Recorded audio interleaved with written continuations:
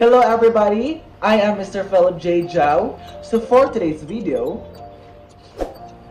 we're gonna talk about the economic gap between the Philippines and the United States of America. So let's start.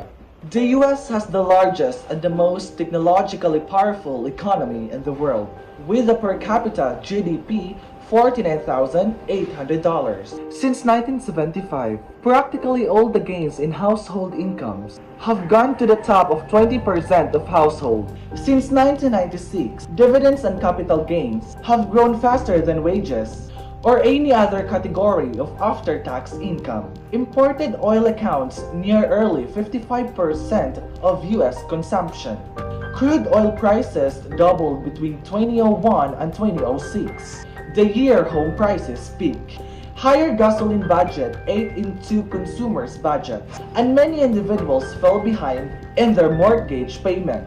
Oil prices climbed another 50% between 2006 and 2008, and bank foreclosure more than doubled in the same period.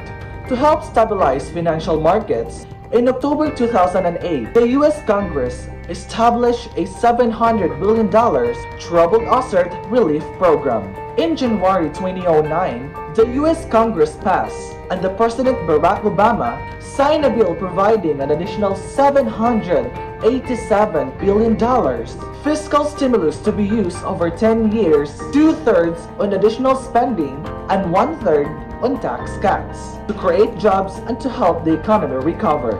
In 2010 and 2011, the federal budget deficit reached nearly 9% of GDP. In 2012, the federal government reduced the growth spending and the deficit shrank to 7 to 6% of GDP. Through 2011, the direct cost of the wars totaled nearly $900 billion, according to US government figures. US revenues from taxes and other sources are lower, as a percentage of GDP, than those of most other countries. President Obama signed into law the Patient Protection and Affordable Care Act, a health insurance reform that covered to an additional 32 million American citizens by 2016 through private health insurance for general population and Medicaid for the impoverished. Now let's talk about the Philippines.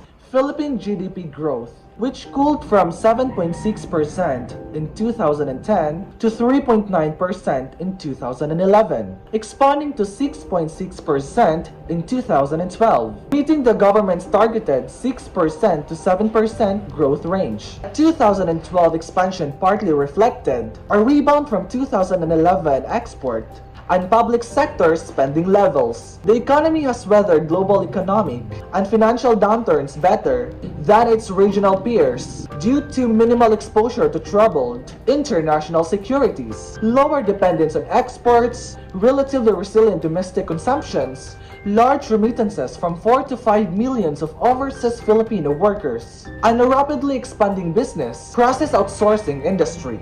The current account balance had recorded consecutive surpluses since 2003. International reserves are at record highs. The banking system is stable, and the stock market was Asia's second best performer in 2012, achieving a higher growth path. Nevertheless, remains a pressing challenge. Economic growth in the Philippines averaged 4.5% during the Macapagal Arroyo's administration, but poverty worsened during her term.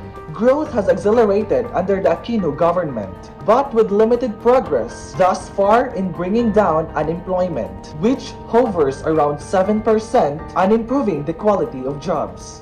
Underemployment is nearly 20%, and more than 40% of the employed are estimated to be working in the informal sector. The Aquino administration has been working to boost the budgets for education, health, cash transfers to the poor, and other social spending program, and is relying to the private sector to help fund major infrastructure projects under its public-private partnership program. Long-term challenges include reforming governance and the judicial system, building infrastructure, improving regulatory predictability, and the ease of doing business, attracting higher levels of local and foreign investment.